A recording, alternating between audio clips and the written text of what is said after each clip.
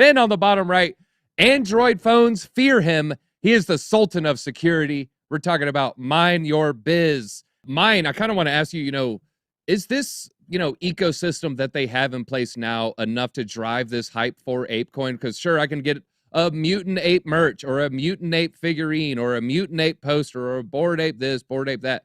Do you think that they need to expand their IP to include some of their recent acquisitions? Are we going to start seeing CryptoPunks using ApeCoin, MeBits using ApeCoin? Can just the ape ecosystem sustain this coin 1, 2, 3 years from now? Well, that's a great question. Again, as was mentioned before, it's always a pleasure to be with this group. Love being on the show with Altcoin Daily, Wendy, and with the man himself, Ben, BitBoy. So it's great being back. But as far as can it sustain itself? I don't know. It's one of those things where we have to wait and see. Should it sustain itself? Probably. Is it possible to cross-brand with some of the other IP and turn this into some kind of a sustainable business model? I'm not convinced, DZ. I'm really not. And it's not that I have like this, deep background in IP law or in IP rights management, as much as just from what we've seen over the last couple of years as NFTs and DeFi have gone through a couple of phases of maturity. It seems like most of these projects, they do have to stand on the strength or weakness of their own branding and either build out an ecosystem in which their community says, yeah, we want to do this. We'll go all in on this ecosystem. Or they have to, watch it disappear. Right? What is it, the Silicon Valley saying? Grow fast or die slow. So they have to race to some massive adoption event with their community within this particular brand with just the Bored Ape Yacht Club and the Mutant Ape Yacht Club, or it's not going to happen, in my opinion. But, again, take that with a grain of salt. If they had to include MeBits, if they had to include anything else into this little metaverse, I think that they could do that over time, but they have to see what the adoption curve is with just the apes, right? Just the apes first. I want to go further and just say, I think this is a really cool test bed, a really cool litmus test to see how any kind of fractionalized NFT ecosystem can play out.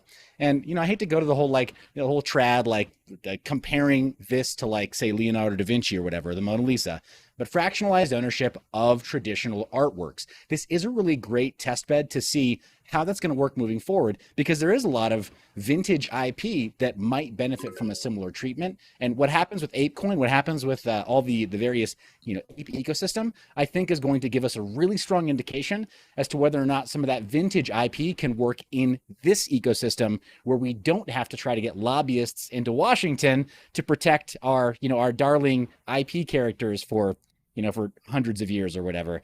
Can they do it just because they have mass appeal? So I'm curious.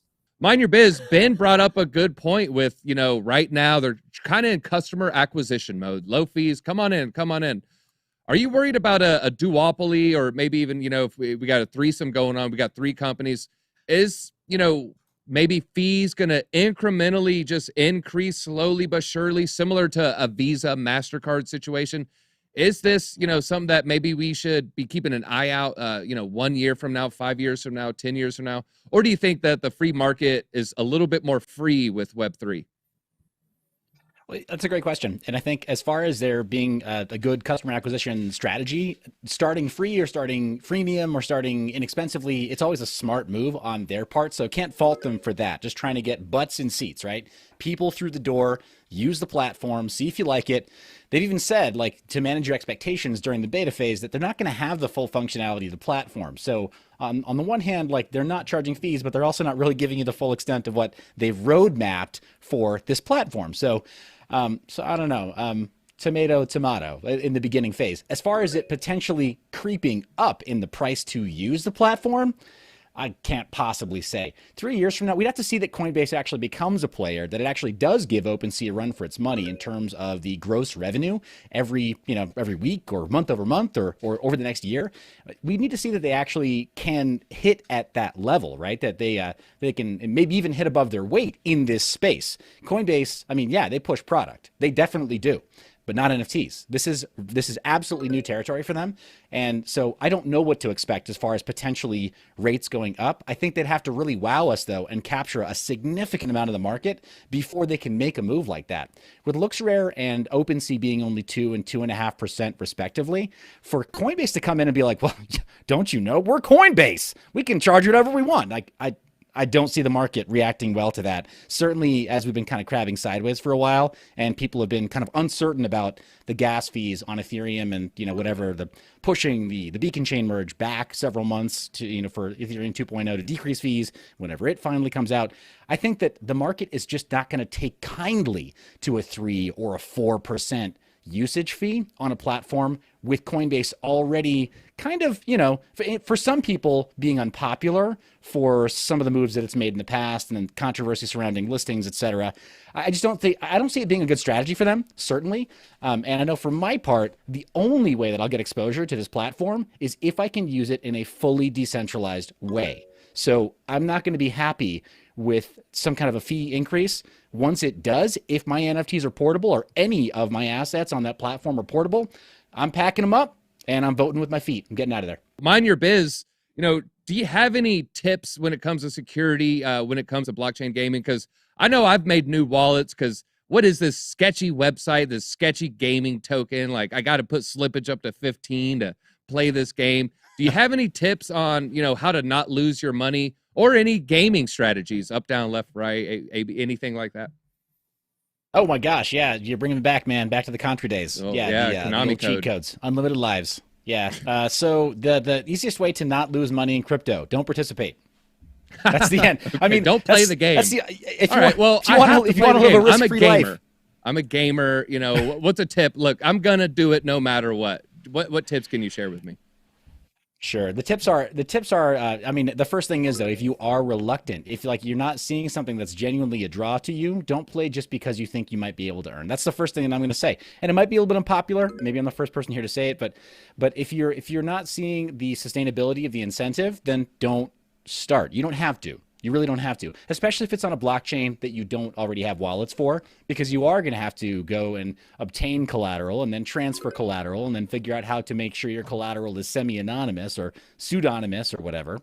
But if you are going to look at a game that you're interested in, that makes sense to you, that maybe has really good world building, so it's at least got storytelling going for it, doesn't have to be something that's got crazy mechanics like Altcoin Daily was saying, it actually engrosses you in something that engages your mind, then fine. Go ahead and make sure that you do have new wallets. Make sure that you are always on a VPN. You really should be anyway, if it doesn't hamper the gameplay. And there's some really phenomenal VPN projects out there, some of them in the blockchain space. So, do your research there. But then, yeah, make sure you always got a fresh wallet and you don't ever put at risk anything more than you're willing to lose. Just like how, if you're going to go be involved in DeFi or any other cryptocurrency transactions, treat it like it is, a hot wallet, because generally speaking, most of these games are going to require that you use a hot wallet and may not give you full support for using a hardware wallet to sign your transactions. So just be aware of all that stuff. It's typical best practices for your crypto safety, but amplified by the fact that you might be engrossed in gameplay and think like, okay, I got to quickly sign this transaction so I can get this reward or unlock this thing or change, the attributes of my character so I can play. Don't take shortcuts is what I'm saying. Slow down a little bit before you start, get all that stuff in place. And then if you do see that it's going to capture your attention for a while, then, obviously have at it. But I'm of the opinion that if you don't see the incentive very clearly and the sustainability, that you literally don't start. I'm going to go back to that first advice. Like, if you don't see the point, don't ape in just because you see that there could be some money that maybe somebody else is earning, because that FOMO will get you wrecked. Yeah, don't take shortcuts. Don't take shortcuts. Read the Discord, the Twitter, the website. Like, don't just try to ape in and figure out as you go along. But unless you're playing Mario, then take a shortcut. But that is all we have time for. But real quick, if you've ever played Tetris or ever bought Tetris, hit that like button or you won't get the long skinny piece when you need it. The Tetris gods will know if you don't hit the like button, or if you're not subscribed. You better hit it. Hit it right now. But it looks like Mind Your Biz took it home. Mind Your Biz, feel free. Leave us with some parting thoughts. And also, make sure you tell us your favorite childhood video game.